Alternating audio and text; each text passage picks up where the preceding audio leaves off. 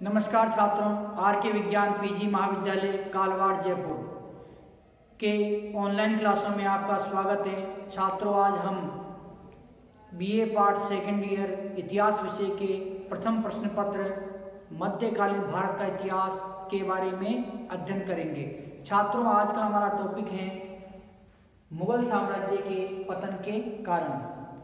छात्रों, पिछले वीडियो में हम देख चुके हैं कि किस प्रकार 1526 ईस्वी के पानीपत के प्रथम युद्ध में मुगल बादशाह बाबर ने अफगान शासक जो लोधी वंश का शासक था इब्राहिम लोधी उसे पराजित किया तथा भारत में 1526 ईस्वी में मुगल वंश की स्थापना की।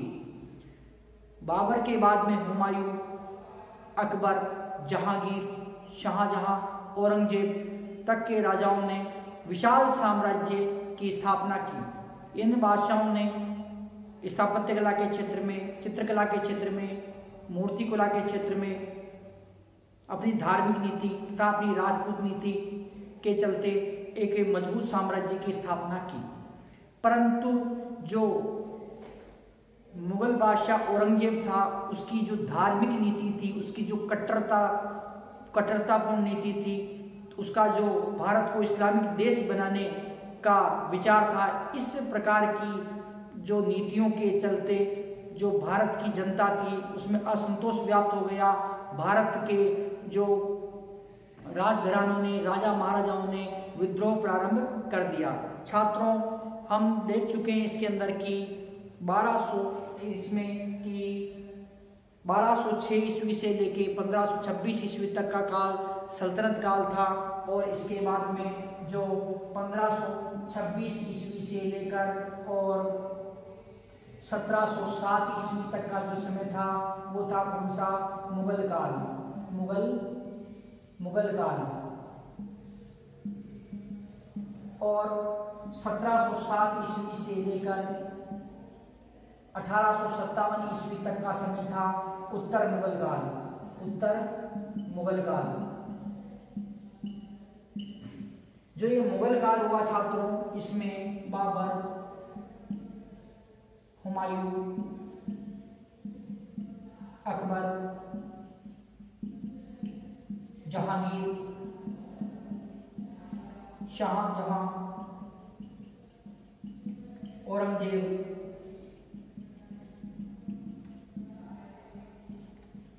जैसे शासकों ने राज्य किया। परंतु ऐसे क्या कारण रहे कि औरंगजेब की जो मृत्यु हो गई, उसकी मृत्यु के बाद में मुगल साम्राज्य सीमित होता गया, सिकुड़ता गया और मुगल साम्राज्य का पतन हो गया। आर्थिक स्थिति उसकी डगमगाने लगी, राजनीतिक स्थिति डगमगाने लगी, भारतवर्ष में कई स्वतंत्र राज्य स्थापित हो गए। तो उसका जो मेन कारण रहा छात्रों, वो कारण है जो ये औरंगजेब था। औरंगजेब की जो धार्मिक नीति, औरंगजेब की धार्मिक नीति में इसने हिंदुओं पर कर लगा दिए, हिंदुओं पर इसने अनेक प्रतिबंध लगा दिए, हिंदू त्योहारों पर रोक लगा दी, शिया मुसलमानों पर इसने अत्याचार किए तथा हिंदू राजाओं से इसने सहयोग प्राप्त करना बंद कर दिया, हिंदू राजाओं का इसने महत्व कम कर दिया। तो इस प्रकार से जो ये औरंगजेब था छात्रों, औरंगजेब की जो धार्मिक नीति के चलते क्या हुआ? मुगल साम्राज्य का पतन हो गया। संस्थापक बाबर है, बाबर स्थापना कर रहा है। अकबर तथा जहांगीर और शाहजहां ने भारतवर्ष को समृद्ध बनाया। ये तीनों थे, इन तीनों ने भारतवर्ष को समृद्ध बनाया। इस समय भारत की संगीत कला, चित्रकला, स्थापत्य कला का विकास हुआ। इस समय भारत का साम्राज्य क्या है कि विस्तृत भी हुआ। और औरंगजेब जो था, औरंगजेब ने क्या किया कि साम्राज्य का सर्वाधिक विस्तार किया। अर्थात औरंगजेब के समय में भी इन सभी शासकों से ज्यादा औरंगजेब ने क्या किया? भारत के साम्राज्य का सर्वाधिक विस्तार किया। परंतु औरंगजेब की जो धार्मिक नीति थी, धार्मिक कट्टरता के कारण मुगल साम्राज्य का क्या हुआ? पतन प्रारंभ हो गया। तो छात्रों, मुगल साम्राज्य का जो पतन है उसके कारणों के बारे में हम आज चर्चा करेंगे कि मुगल साम्राज्य है, इतना विशाल मुगल साम्राज्य तथा इतने शक्तिशाली जो मुगल शासक होते हुए भी मुगलों का ये मुगल साम्राज्य का पतन क्यों हो गया? स्थापना आपने देखी छात्रों, 1526 ईस्वी में इसकी स्थापना हो रही है और पतन कब होगा? 1857 की जब क्रांति होती है। तो 1857 की क्रांति के अंदर मुगल बादशाह बहादुर शाह जफर को अंग्रेज जो उसकी गद्दी से हटा देते हैं। इस प्रकार से मुगल साम्राज्य का पतन कब होता है? संपूर्ण पतन जो हो रहा है मुगल साम्राज्य का वो पतन होता है 1857 की क्रांति के बाद। और मुगल साम्राज्य का पतन प्रारंभ कहाँ से हो रहा है? 1707 ईस्वी, अर्थात औरंगजेब की मृत्यु जब हो जाती है उसके बाद से ही क्या मुगल साम्राज्य का पतन प्रारंभ हो जाता है। पतन का प्रमुख कारण क्या रहा? औरंगजेब की धार्मिक नीति, औरंगजेब का संकालु प्रवृत्ति का होना, औरंगजेब का हिंदुओं पर अत्याचार करना, औरंगजेब का शियाओं पर अत्याचार करना, ये प्रमुख कारण रहा। जो औरंगजेब की धार्मिक नीति है उस नीति के कारण क्या हुआ? ये पतन प्रारंभ हो गया। तो छात्रों, पतन का प्रमुख कारण क्या है? प्रमुख कारण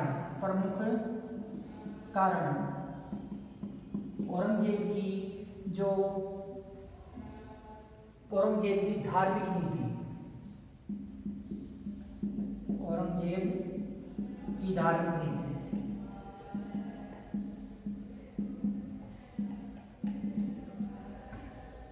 औरंगजेब की धार्मिक नीति। छात्रों, मंदिरों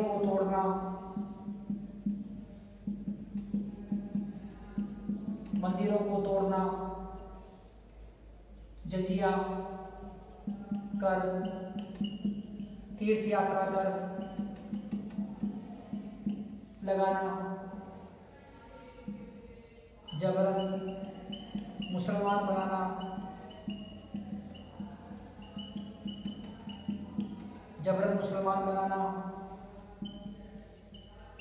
हिंदू त्योहारों, मेलों पर रोक, हिंदुओं के सामाजिक जीवन में हस्तक्षेप,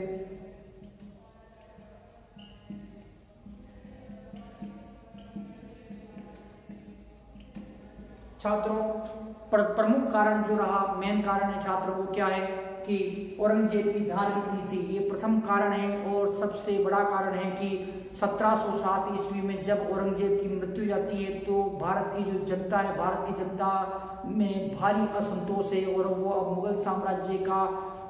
मुगल साम्राज्य की अधीनता स्वीकार नहीं कर सकती है। उनका शासन उसने स्वीकार करना बंद कर दिया। कारण क्या रहा कि औरंगजेब के शासनकाल में जो भारत की हिंदू जनता थी बहुत ज़्यादा परेशान हो चुकी थी।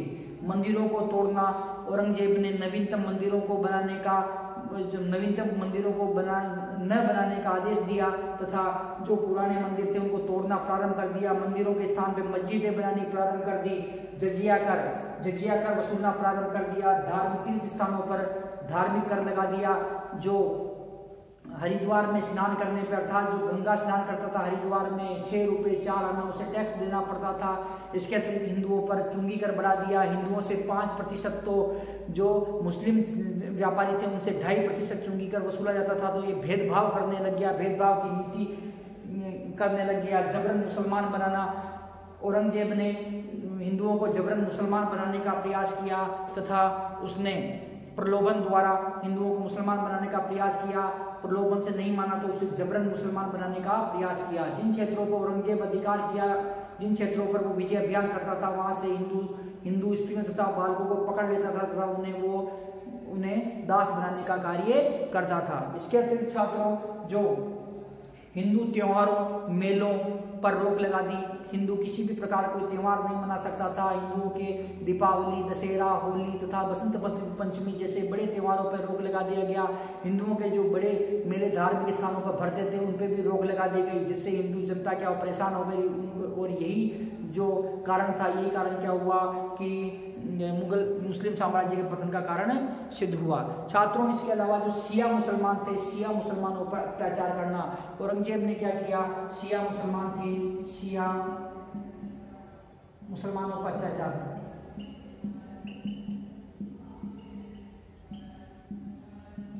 शिया मुसलमानों पर अत्याचार किए इन्होंने। तो इसके कारण क्या शिया मुसलमान भी इसके विरोधी हो गए। और इसी धार्मिक जो इसकी नीति के कारण क्या हुआ कि जाट, सिख, मराठा, राजपूत, बुंदेला, सतनामी, अफगान ये थे, ये क्या कि औरंगजेब के विरोधी हो गए। और यही विद्रोह क्या हुआ कालांतर में जो मुगल साम्राज्य के पतन का कारण, महत्वपूर्ण कारण सिद्ध हुआ। नेक्स्ट छात्रों, अगला कारण था औरंगजेब का निरंकुश होना। औरंगजेब का निरंकुश होना।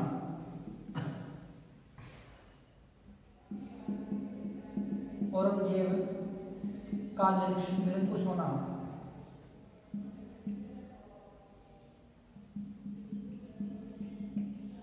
निरंकुश होना। औरंगजेब का निरंकुश होना।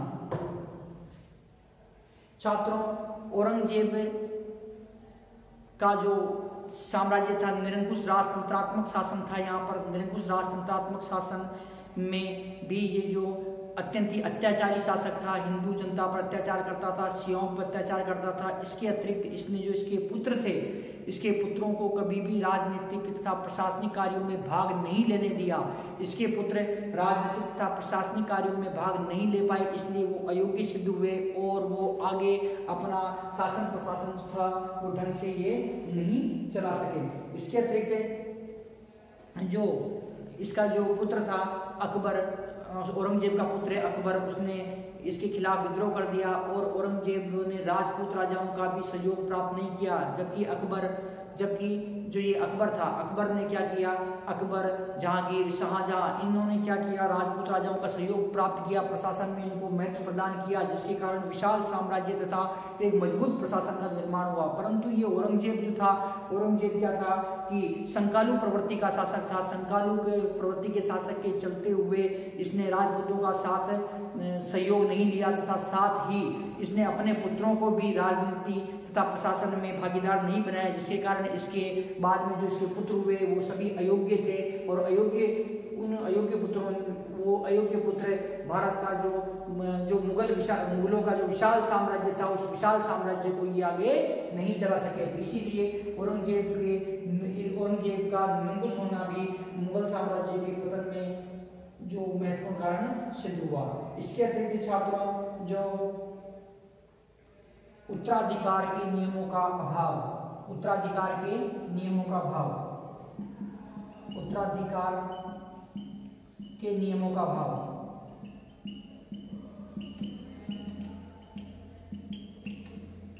छात्रों, उत्तराधिकार के नियमों के अभाव के कारण भी क्या हुआ कि मुगल साम्राज्य का पतन हो गया। आपने देखा था कि अकबर के समय से बाबर के पुत्र थे। बाबर के चारों पुत्रों में क्या हुआ कि उत्तराधिकार को लेकर संघर्ष हुआ। बाबर के जो पुत्र थे उनके चारों पुत्रों में लेकर उत्तराधिकार को संघर्ष हुआ। और अकबर के समय में क्या हुआ, अकबर के समय में अकबर के पुत्र जहांगीर ने क्या किया, विद्रोह कर दिया। तथा जहांगीर के समय क्या हुआ, जहांगीर के समय शाहजहां ने विद्रोह कर दिया। शाहजहां द्वारा विद्रोह। तथा शाहजहां के समय क्या हुआ, शाहजहां के समय औरंगजेब ने विद्रोह कर दिया। तथा औरंगजेब के समय में क्या हुआ, औरंगजेब के पुत्रों ने विद्रोह कर दिया। तो मुगल साम्राज्य में किसी भी प्रकार से उत्तराधिकार के कोई नियम नहीं थे, जबकि भारतवर्ष में जो प्राचीन समय से उत्तराधिकार के नियम थे कि ज्येष्ठ पुत्र ही जो राजा बनेगा, परंतु यहाँ पर ऐसा उत्तराधिकार का किसी प्रकार का कोई नियम नहीं है। यहाँ पर क्या हो रहा छात्रों कि बाबर के जो पुत्र हैं, बाबर के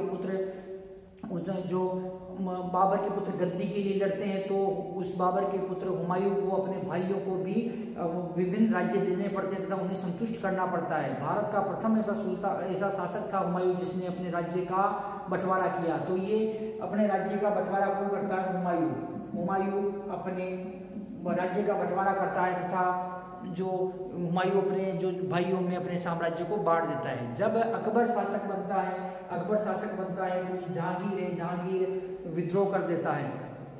और जहांगीर की जब शासक बनता है तो शहजादा जो खुर्रम है, खुसरो है, ये आपस में विद्रोह करते हैं। इसके अतिरिक्त जब शाहजहां शासक बनता है तो औरंगजेब, शाहजहां के जो 4 पुत्र हैं, चारों पुत्रों में युद्ध प्रारंभ हो जाता है। औरंगजेब सभी पुत्रों को पराजित करके उनकी हत्या करके गद्दी पर बैठता है।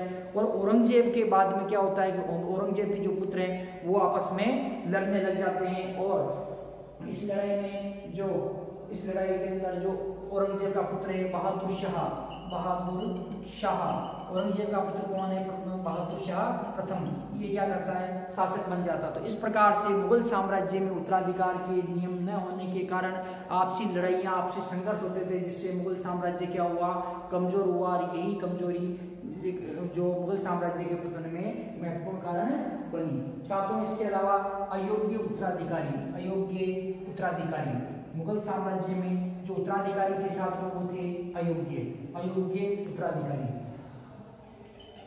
अयोग्य उत्तराधिकारी,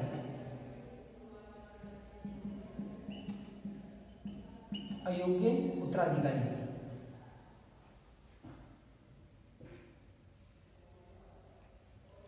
औरंगजेब के जो पुत्र थे छात्रों, आजम, कामबख्श, मुअज्जम,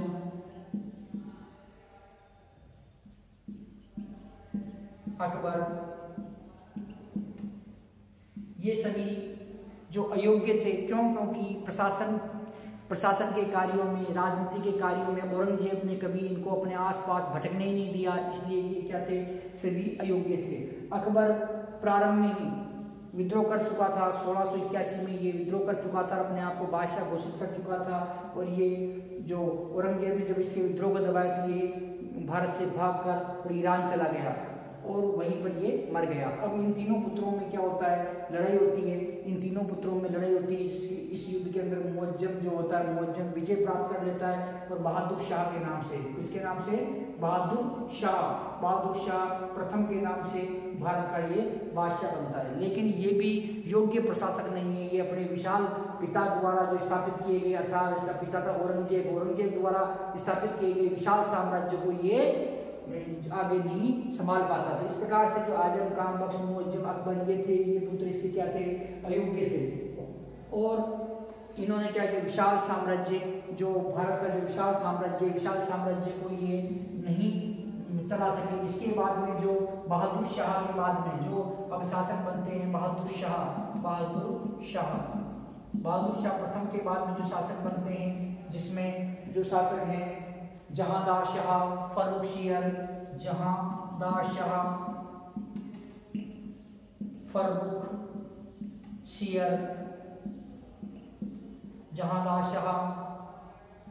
फर्रुख सियर, मोहम्मद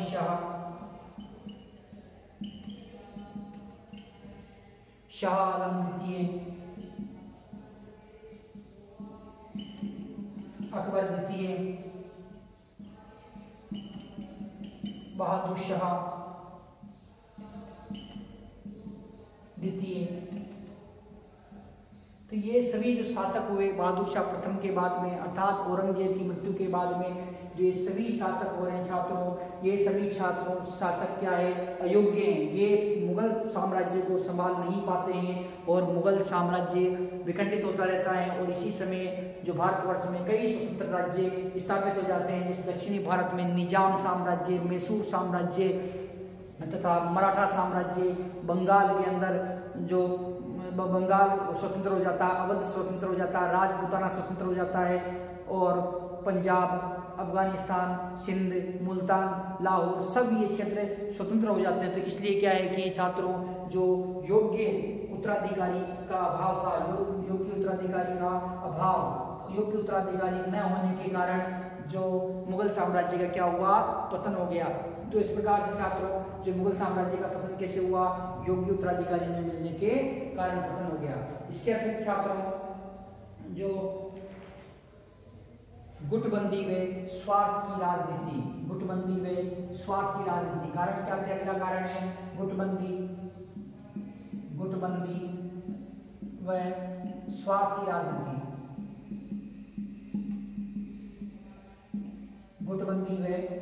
की राजनीति, छात्रों मुगल दरबार में औरंगजेब की मृत्यु के बाद में गुटबंदी होने लगी,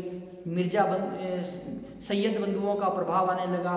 सैयद बंधुओं को बादशाह निर्माता कहा जाता था, अर्थात उनको किंग मेकर की उपाधि प्रदान की गई। वो एक बादशाह को हटाते, दूसरे को अपने चहेते को गद्दी पर बिठाते, उसे हटाते, फिर तीसरे को बिठाते। तो इस प्रकार से सैयद बंधुओं का प्रभाव बढ़ने लगा। मुगल दरबार में जो आपसी षड्यंत्र होने लगे और मुगल दरबार में आपसी रंजिश बढ़ने लगी। तो इसी रंजिश से षड्यंत्र और स्वार्थ की राजनीति और गुटबंदी के चलते क्या हुआ, मुगल साम्राज्य का छात्रों पतन हो गया। तो इस प्रकार छात्रों मुगल साम्राज्य का यहाँ पर पतन का ये कारण है। इसके अतिरिक्त छात्रों शासक थे, शासक कमजोर होने लगे और जो सामंत थे, अमीर वर्ग के लोग थे, ये प्रबल होने लगे। जगह जगह जो भारत में अवध, बंगाल, बिहार, उड़ीसा, मैसूर, निजाम, मराठा तथा राजपूताना के क्षेत्र ये स्वतंत्र हो चुके थे और इन स्वतंत्र हो चुके थे। इसीलिए क्या हुआ कि ये गुटबंदी बढ़ने लगी, स्वार्थ की राजनीति होने लगी और यहाँ और मुगल साम्राज्य का पतन हो गया। इसके अतिरिक्त छात्रों प्रशासन में भ्रष्टाचार, ये भी एक प्रशासन में भ्रष्टाचार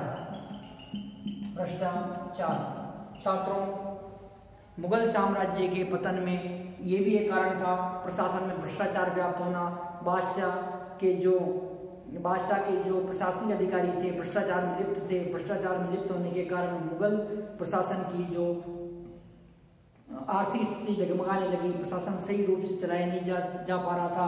प्रशासन में भ्रष्टाचार के कारण जो प्रशासनिक अधिकारी थे, सामंत थे तथा उसके मुगल बादशाह के जो वजीर थे तथा सैयद बंधु थे, ये अपने अपने लोगों को दरबार में नियुक्ति प्रदान कर रहे थे, जिसके कारण क्या हुआ कि प्रशासन चल नहीं पाया और प्रशासन चल नहीं पाया तो विशाल मुगल साम्राज्य का पतन हो गया। इसके अतिरिक्त छात्रों वित्तीय स्थिति का खराब होना, वित्तीय स्थिति खराब होने के कारण भी मुगल साम्राज्य का क्या हुआ छात्रों पतन हो गया। तो वित्तीय स्थिति का खराब होना, वित्तीय स्थिति का खराब होना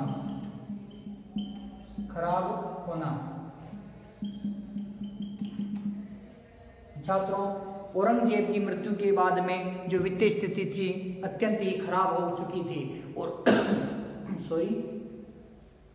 छात्रों औरंगजेब के समय में औरंगजेब ने अपना पूरा जो ध्यान केंद्रित दक्षिणी भारत में अर्थात शिवाजी के विद्रोह को दबाने में लगा दिया तथा इसके अलावा जो औरंगजेब के समय जाटों का विद्रोह, मराठों का विद्रोह, बुंदेलों का विद्रोह, राजपूतों का विद्रोह, सतनामियों का विद्रोह, विभिन्न प्रकार के जो विद्रोह हुए तथा इन विद्रोहों को दबाने के लिए तथा अपने साम्राज्य विस्तार में उसने अत्यधिक धन खर्च कर दिया, जिसके कारण क्या हुआ कि वित्तीय स्थिति कमजोर हुई। 1707 ईस्वी में जब औरंगजेब की मृत्यु जाती है उसके बाद में जो वित्तीय स्थिति अर्थात वित्तीय अर्थव्यवस्था को सुधारने के क्षेत्र में कोई किसी प्रकार का कार्य नहीं किया जाता है। क्योंकि औरंगजेब के जो उत्तराधिकारी थे बहादुर शाह, जहांगीर शाह, फर्रुख शेर, शाह आलम द्वितीय, अकबर द्वितीय, मोहम्मद शाह, बहादुर शाह जफर, इस प्रकार जो शासक हुए ये अयोग्य शासक थे। ये शासक जो वित्तीय स्थिति संभाल नहीं सके और दिनों दिन जो मुगल साम्राज्य की स्थिति थी वो क्या है कि डगमगाने लगी। इसके अलावा जो नादिर शाह तथा अहमद शाह अब्दाली नाम के जो लुटेरे थे, इन लुटेरों ने भारत पर आक्रमण किया और भारत की अतुल धन संपदा लूट कर ले गए। तो इस प्रकार से भारत की वित्तीय स्थिति नादिर शाह तथा अहमद शाह अब्दाली के आक्रमण के कारण भी क्या हुई, खराब हुई। तो इसके कारण क्या हुआ कि जिसके कारण जो मुगल साम्राज्य का पतन हुआ। शाह आलम द्वितीय के बारे में कहा जाता है कि उसकी जो हालत थी पैदल चलने जैसी भी नहीं थी। और एक इतिहासकार सर जदुनाथ सरकार हैं, ये बताते हैं कि मुगल शहजादियों की हालत दिल्ली में ऐसी हो चुकी थी कि 3 दिन तक चूल्हा नहीं जला और वो भूखे मरने लगी और वो पर्दे की परवाह किए बिना ही सड़कों पर भोजन की तलाश में वो निकल चुकी थी। अर्थात जदुनाथ सरकार जो क्या बताते हैं कि मुगल जो शहजादे थे उनकी हालत ऐसी हो चुकी थी कि वो उनके 3 दिन तक उनके महलों में चूल्हा नहीं जला था, अर्थात वो भूखे मरने लगी और वो भूख से तड़प कर पर्दे में रहती थी, पर्दे की परवाह किए बिना वो सड़कों पर दौड़ पड़ी। तो इस प्रकार से मुगल जो शासक थे, मुगल शासकों की अर्थात औरंगजेब के बाद के जितने भी मुगल शासक हुए वित्तीय स्थिति को संभाल नहीं पाए, इसलिए क्या हुई, उनकी वित्तीय स्थिति खराब हो गई। इसके अलावा जो उद्योगों को, रोजगार को उन्होंने बढ़ावा नहीं दिया, व्यापार वाणिज्य की तरफ उन्होंने ध्यान नहीं दिया, जिसके कारण क्या हुआ, आर्थिक स्थिति खराब हो गई और ये वित्तीय स्थिति अर्थात आर्थिक स्थिति खराब हो जाने से क्या हुआ, मुगल साम्राज्य का पतन हो गया। इसके अलावा मुगल शासकों व सामंतों का नैतिक पतन, मुगल पतन के कारण ही मुगल शासकों व सामंतों का नैतिक पतन, व सामंतों का नैतिक पतन। छात्रों, मुगल दरबार में जो शासक व सामंत थे ये रंगरलियों में डूबे रहते थे तथा प्रजा की पीड़ा से उन्हें कोई लेना देना नहीं था। ये सुरा व सुंदरी में डूबे रहते थे, शराब के अंदर बदोश रहते थे, अफीम तथा शराब का अत्यधिक सेवन करने लगे, नृत्य देखने लगे, संगीत सुनने लगे, ऐसे कार्यों में लिप्त थे तथा इनका जो नैतिक चरित्र था, नैतिक चरित्र अत्यंत ही निकृष्ट हो चुका था, नैतिक चरित्र का पतन हो चुका था। अर्थात ऐसे नैतिक चरित्र के पतन के चलते मुगल साम्राज्य का क्या हुआ कि विनाश हो गया। इसके अतिरिक्त छात्रों, जो मुगल साम्राज्य में होने वाले विद्रोह, मुगल साम्राज्य में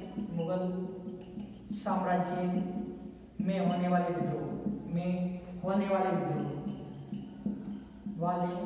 विद्रोह छात्रों, जाट, राजपूत, सिख, बुंदेल, मराठा, सतनामी, सिख, इन लोगों के लगातार विद्रोह होते रहे। औरंगजेब की धार्मिक नीति के चलते जाटों के शासक गोकुल जाट ने तथा राजपूताना में महाराणा राज सिंह मेवाड़ के शासक महाराजा अजीत सिंह राठौर जो जोधपुर के शासक थे, उन्होंने विद्रोह कर दिया। गुरु तेग बहादुर की जब हत्या हो गई तब सिखों में विद्रोह भड़क गया।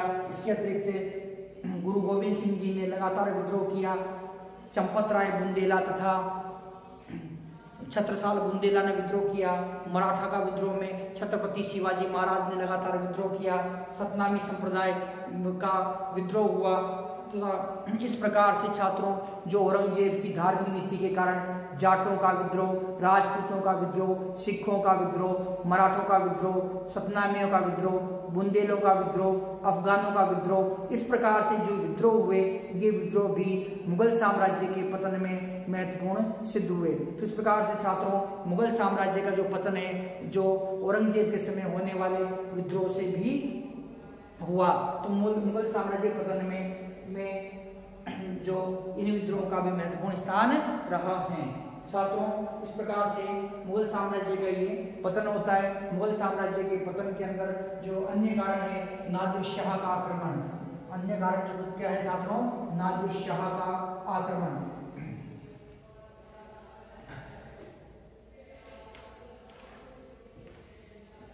नादिर शाह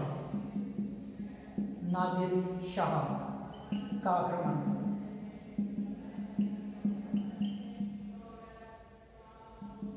नादिर शाह का आक्रमण। छात्रों, भारतवर्ष पर कई आक्रमण हुए हैं। प्राचीन समय में अपन ने देखा है कि शक, कुषाण, मुरुंड, हूण, पहव, इन्होंने भारतवर्ष पर आक्रमण किया। जो तुर्की आक्रमणकारी थे, लगातार भारत पर आक्रमण कर रहे थे। मोहम्मद बिन कासिम भारत को लूट के ले गया। सुबुतगिन भारत को लूट के ले गया, अर्थात भारत में धन संपदा थी वो लूट के ले गए। और मोहम्मद गजनवी, मोहम्मद गोरी, चंगेज खां तथा तैमूर जैसे आक्रमणकारियों ने भारत पर आक्रमण किया। और अब जब बाबर शासक बना, बाबर, हुमायूं के बाद में शेरशाह जो अफगान शासक बना, शेरशाह, अकबर, जहांगीर, शाहजहां, औरंगजेब तक किसी भी जो विदेशी लुटेरे ने भारत पर आक्रमण करने की कोशिश नहीं की। परंतु जब उत्तर मुगल काल में औरंगजेब की जब 1707 ईस्वी में मृत्यु जाती है और उत्तर मुगल काल में जब कमजोर शासक बनते हैं, तो कमजोर भारत की जो कमजोर शासक हैं, कमजोर मुगल बादशाह है, तो भारत की राजनीतिक कमजोरी को, प्रशासनिक कमजोरी को देखते हुए जो विदेशी आक्रमणकारी है नादिर शाह भारत पर आक्रमण करता है। जब नादिर शाह भारत पर आक्रमण करता है छात्रों, उस समय मोहम्मद शाह शासकों ने मोहम्मद शाह रंगीला, नाम के अकॉर्डिंग ये रंगीला ये छात्रों, ये मोहम्मद शाह रंगीला 1739 ईस्वी में भारत पर आक्रमण होता है। किसका आक्रमण होता है छात्रों? नादिर शाह का। ये दिल्ली में आग लगा देता है, दिल्ली को बुरी तरह लूटता है, दिल्ली में आग लगा देता है। कहाँ लगाता है छात्रों आग? दिल्ली में आग लगा देता है, दिल्ली को बुरी तरह लूटता है। 70 करोड़ का धन लूटता है। कितना लूटता है छात्रों? 70 करोड़ का धन लूट के ले जाता है। कोहिनूर हीरा ले जाता है, कोहिनूर हीरा ले जाता है। तख्त ए ताऊस शाहजहां द्वारा जो बनवाया गया था मयूर सिंहासन, जिसे तख्त ए ताऊस के नाम से भी जाना जाता है, वो भी ये लूट के ले जाता है छात्रों। इसके अलावा 20,000 लोगों को क्या करता है? मार देता है। कितने लोगों को मारता है छात्रों? 20,000 लोगों की हत्या कौन करता है छात्रों? ये नादिर शाह कर देता है। नादिर शाह का आक्रमण अत्यंत ही भयंकर आक्रमण है छात्रों।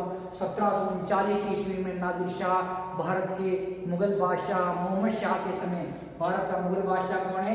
मोहम्मद शाह के समय नादिर शाह का आक्रमण हो रहा है। कहाँ का निवासी है? ईरान। किस देश का निवासी छात्रों? ईरान देश का ये निवासी है। नादिर शाह ईरान देश का निवासी छात्रों। ईरान देश के इस दुर्दांत आक्रमणकारी ने भारतवर्ष पर आक्रमण किया। 70 दिल्ली में आग लगा दी इसने, दिल्ली को बुरी तरह से लूटा। मोहम्मद शाह रंगीला था, मोहम्मद शाह रंगीला के दरबार में उपस्थित हुआ तथा इसके जो सिंहासन था मोहम्मद शाह रंगीला का, तख्त ए ताऊस जिसे मयूर सिंहासन भी कहते हैं, उस पर बैठ गया छात्रों। ये तख्त ए ताऊस जो मयूर सिंहासन है, ये किसने बनवाया था? ये शाहजहां, मुगल बादशाह शाहजहां ने ये बनवाया था। जब नादिर शाह मोहम्मद शाह रंगीला पर आक्रमण करता है तो तख्त ए ताऊस ये लूट लेता है। कोहिनूर हीरा भी लूट के ले जाता है और 70 करोड़ रुपए का जो धन होता है, धन लूट के ईरान ये ले जाता था। इस प्रकार से 70 करोड़ रुपए का धन, कोहिनूर हीरा, तख्त ए ताऊस जिसे मयूर सिंहासन भी कहते हैं, ये सब कहाँ चले जाते हैं? ईरानी लुटेरे नादिर शाह के साथ में ईरान चले जाते हैं तथा साथ में ये दिल्ली में आग लगा देता है और भयंकर कत्लेआम करता है। 20,000 जो दिल्ली की पब्लिक है, जो उसमें से 20,000 लोगों को ये क्या करता है? मार देता है। तो इस प्रकार का भारी भयंकर नरसंहार करता है। कारण क्या रहा कि कमजोर मुगल बादशाह जो मोहम्मद शाह रंगीला था, इसका प्रशासन कमजोर था, इसकी सैनिक क्षमता कमजोर थी। इसलिए क्या हुआ कि मुगल साम्राज्य का पतन में नादिर शाह का भी एक महत्वपूर्ण योगदान है और नादिर शाह के बाद में रही सही कसर होती है, अहमद शाह अब्दाली पूरी कर देता है। अहमद शाह अब्दाली का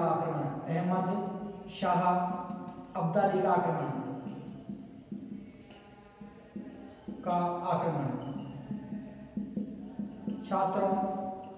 नादिर शाह के आक्रमण के बाद में भारत के धन को लूटने के लिए क्या होता है कि 1748 ईस्वी में जो अफगानिस्तान का शासक है, कौन है? अफगान शासक अहमद शाह अब्दाली आक्रमण करता है। अहमद शाह अब्दाली जब आक्रमण करता है उस समय भारत का जो शासक होता है आलमगीर द्वितीय। कौन होता है?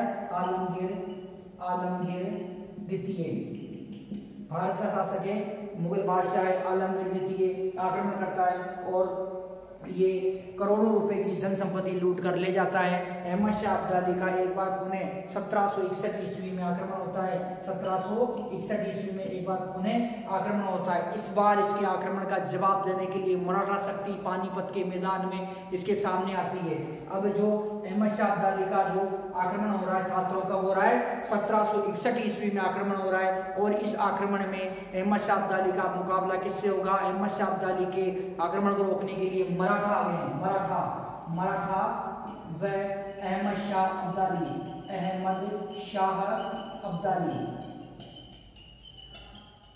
मराठा व अहमद शाह अब्दाली के मध्य क्या हो रहा है छात्रों? लड़ाई होगी। किसके मध्य? अहमद शाह अब्दाली तथा मराठों के बीच में लड़ाई होगी 1761। पानीपत के ये तृतीय युद्ध के नाम से जाना जाता है छात्रों। इसमें अहमद शाह अब्दाली मराठों को पराजित कर देता है तथा इस प्रकार से मराठा शक्ति भी कमजोर होती है और भारत से अतुल धन संपदा लूट के जो अहमद शाह अब्दाली ले जाता है। तो इस प्रकार से छात्रों, जो कमजोर मुगल सत्ता होने के कारण, कमजोर जो राज व्यवस्था होने के कारण जो विदेशी शक्तियां हैं, इन्होंने भारत पर लगातार आक्रमण किया है। और उत्तर मुगल काल में भी औरंगजेब की मृत्यु के बाद में भी यही हुआ कि नादिर शाह तथा अहमद शाह अब्दाली जैसे लुटेरे जो धन लूट कर भारत से ले गए। इसके अतिरिक्त छात्रों, जो मुगल सेना का कमजोर होना, एक पतन का कारण ये भी रहा कि मुगल सेना थी वो कमजोर थी। कमजोर मुगल सेना के कारण ही अहमद शाह अब्दाली तथा नादिर शाह जैसे लुटेरे भारत में प्रवेश कर गए और भारत की अतुल धन संपदा लूट कर विदेशों में ले गए। तो मुगल सेना का कमजोर होना, मुगल सेना का कमजोर होना, सेना का कमजोर होना, मुगल सेना का कमजोर होना, शिवाजी के नेतृत्व में मराठों का उत्कर्ष, मराठों का उत्कर्ष, अंग्रेजों का बढ़ता प्रभाव,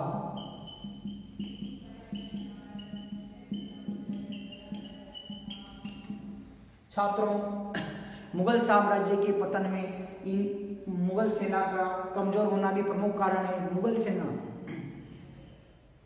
अकबर, जहांगीर, शाहजहां, औरंगजेब तक मुगल सेना मजबूत थी तथा मुगल सेना में कठोर अनुशासन था, परंतु बहादुर शाह प्रथम तथा उसके बाद के जो भी शासक हुए, जहांदार शाह, फर्रुख शेर, मोहम्मद शाह रंगीला, शाह आलम द्वितीय, अकबर द्वितीय, बहादुर शाह जफर, इस प्रकार से जो शासक हुए वो मुगल सेना के पर नियंत्रण नहीं रख सके। मुगल सेना में अनुशासन का अभाव था, मुगल सेना को वो वेतन नहीं दे पा रहे थे, उनकी आर्थिक स्थिति कमजोर हो चुकी थी, इसलिए वो वेतन भी नहीं ले पा रहे थे और मुगल सेना की कमी भी थी। इसलिए क्या हुआ कि नादिर शाह तथा अहमद शाह अब्दाली जैसे लुटेरों ने भारत पर आक्रमण किया और कमजोर मुगल सेना के कारण जो होने वाले मुगल साम्राज्य में होने वाले विद्रोह को वो जो दबा नहीं पाए, इसलिए क्या हुआ कि मुगल साम्राज्य का पतन हो गया। शिवाजी के नेतृत्व में मराठों का उत्कर्ष, औरंगजेब के शासनकाल में ही एक विशाल साम्राज्य की स्थापना शिवाजी ने कर दी थी और शिवाजी के नेतृत्व में मराठों का उत्कर्ष हो चुका था। शिवाजी के बाद में जो मराठों में जो सर्वोच्च अधिकारी होता था वो था पेशवा। पेशवा की अब शक्ति बढ़ने लगी और पेशवा ने क्या किया कि मुगल साम्राज्य था, मुगल साम्राज्य की जो जड़ें थी वो हिला दी। तो इसलिए जो दक्षिण भारत में जो शिवाजी के नेतृत्व में जो मराठे जो प्रबल हो चुके थे, मराठा शक्तिशाली हो चुके थे, इन्होंने क्या किया, मुगल साम्राज्य के पतन में महत्वपूर्ण भूमिका निभाई और अधिकांश मुगल क्षेत्रों को इन्होंने जीत लिया। अंग्रेजों का बढ़ता प्रभाव, छात्रों, अंग्रेज 1600 ईस्वी में ईस्ट इंडिया कंपनी की स्थापना हो चुकी थी और ईस्ट इंडिया कंपनी की स्थापना के बाद में अंग्रेज भारतवर्ष में आए और भारतवर्ष में आकर जहांगीर, मुगल बादशाह जहांगीर से जो उन्होंने व्यापार की अनुमति मांगी। धीरे धीरे करके उन्होंने अपने व्यापार को बढ़ाना प्रारंभ किया। अंग्रेजों और तथा मुगलों की प्रथम मुठभेड़ जो होती है, अंग्रेजों तथा मुगलों की जो प्रथम लड़ाई या मुठभेड़ कब होती है, औरंगजेब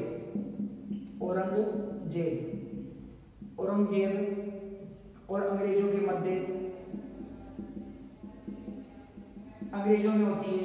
औरंगजेब इसमें क्या करता है, अंग्रेजों को खदेड़ देता है, अंग्रेजों को पराजित कर देता है, बुरी तरह पराजित करता है औरंगजेब इनको अंग्रेज अपना प्रभाव बढ़ाने लगते हैं तो औरंगजेब क्या करता है कि इनको अंग्रेजों को पराजित कर देता है। कालांतर में औरंगजेब की मृत्यु कब हो जाती है, 1707 ईस्वी में। 1707 ईस्वी में औरंगजेब की मृत्यु हो जाती है। औरंगजेब की मृत्यु के बाद में क्या होता है छात्रों कि मुगल साम्राज्य कमजोर होने लगता है और छोटे छोटे राज्यों का निर्माण होता है और भारत में जो ये अंग्रेज है, अंग्रेज अपना प्रभाव बढ़ाना शुरू कर देते हैं। अंग्रेजों ने धीरे धीरे अपना प्रभाव बढ़ाया। बंगाल के शासक सिराजुद्दौला को 1756 के पलासी के युद्ध में पराजित किया। उसके बाद में जो बक्सर का युद्ध होता है 1764 का जो बक्सर का युद्ध होता है, बक्सर का युद्ध है। इसमें शाह आलम द्वितीय जो भारत का मुगल सम्राट है, शाह आलम द्वितीय तथा मीर मीर कासिम, ये बंगाल का नवाब है, तथा सुजाउद्दौला ये अवध का नवाब है। ये बंगाल का नवाब है, ये अवध का नवाब है और ये भारत का बादशाह है। तो 1764 ईस्वी में शाह आलम द्वितीय मीर कासिम व सुजाउद्दौला की जो संयुक्त सेना होती है, इस सेना को पराजित कर देता है। इस सेना को पराजित कौन करता है छात्रों? इस सेना को अंग्रेज पराजित कर देते हैं। अंग्रेज प्रारंभ में बंगाल के नवाब सिराजुद्दौला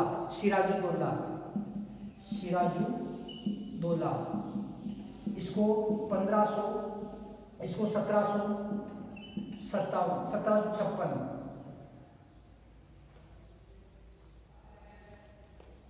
सिराजुद्दौला को छात्रों 1757 ईस्वी में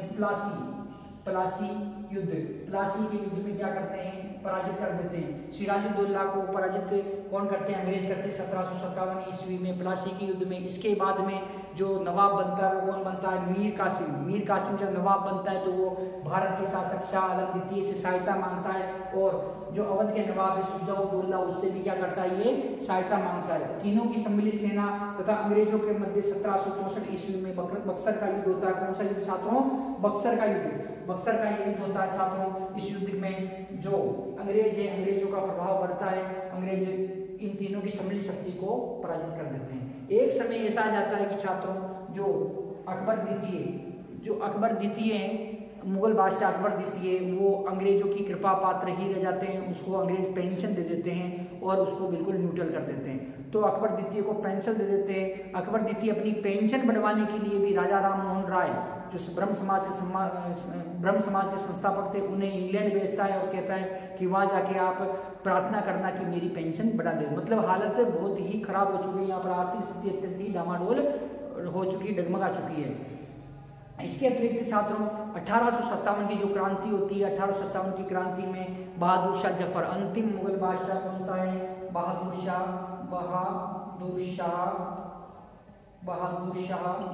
जफर, जिसे बहादुर शाह द्वितीय के नाम से भी जाना जाता है। बहादुर शाह जफर, जिसे बहादुर शाह द्वितीय के नाम से भी जाना जाता है। 1857 की क्रांति में, कौन सी क्रांति छात्रों? 1857 ईस्वी की क्रांति। 1857 ईस्वी की जो क्रांति होती है छात्रों, इस क्रांति में अंग्रेज क्या करते हैं? बहादुर शाह जफर को पराजित कर देते हैं और गद्दी से हटा देते हैं। तो इस प्रकार से छात्रों जो अंग्रेजों का प्रभाव बढ़ रहा है, अंग्रेजों के बढ़ते हुए प्रभाव के कारण क्या हुआ कि मुगल साम्राज्य का पतन हो गया। तो छात्रों मुगल साम्राज्य के जो पतन थे, पतन में औरंगजेब की धार्मिक नीति, औरंगजेब का संकालु प्रवृत्ति का होना, औरंगजेब का निरंकुश होना, औरंगजेब के समय जो जाट, राजपूत, सिख, सतनामी, अफगान, बुंदेला, मराठों का विद्रोह होना, शिवाजी के नेतृत्व में दक्षिणी भारत में मराठों का उत्कर्ष होना, अंग्रेजों का बढ़ता हुआ प्रभाव, मुगल सेना का कमजोर होना, मुगल सेना में गुटबंदी व स्वार्थ की राजनीति, नादिर शाह का आक्रमण, अहमद शाह अब्दाली का आक्रमण, इस प्रकार से निम्नलिखित कारणों के चलते मुगल साम्राज्य का छात्रों क्या हुआ? पतन हो गया। तो जो मुगल साम्राज्य था 1556 मुगल साम्राज्य है 1526 ईस्वी में बाबर द्वारा स्थापित किया गया तथा 1707 ईस्वी तक ये सर्वाधिक विस्तार हुआ इसका औरंगजेब के शासनकाल तक। और 1707 ईस्वी से लेके 1857 ईस्वी तक के समय में 1707 ईस्वी से लेके 1857 ईस्वी तक मुगल साम्राज्य का पतन हो गया। 1707 ईस्वी में मुगल साम्राज्य का पतन प्रारंभ होता है और 1857 ईस्वी में समूल रूप से मुगल साम्राज्य का पतन हो जाता है। तो ये मुगल साम्राज्य के पतन में जो प्रमुख कारण था वो था औरंगजेब की धार्मिक नीति। यदि औरंगजेब इस प्रकार की धार्मिक नीति हिंदुओं के विरुद्ध जो नीति थी उसको नहीं अपनाता तो उसका पतन नहीं होता, परंतु औरंगजेब की धार्मिक नीति के चलते तथा कमजोर औरंगजेब के बाद में कमजोर शासकों के होने के कारण तथा स्वार्थपूर्ण राजनीति के कारण और मुगल साम्राज्य पर अहमद शाह अब्दाली तथा नादिर शाह जैसे दुर्दांत आक्रमणकारियों के आक्रमण के कारण जाट, सतनामी, राजपूत, सिख, बुंदेला, मराठों के विद्रोह के कारण ये मुगल साम्राज्य का क्या हुआ, पतन हो गया।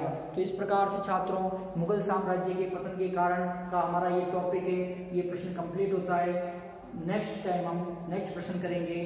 धन्यवाद।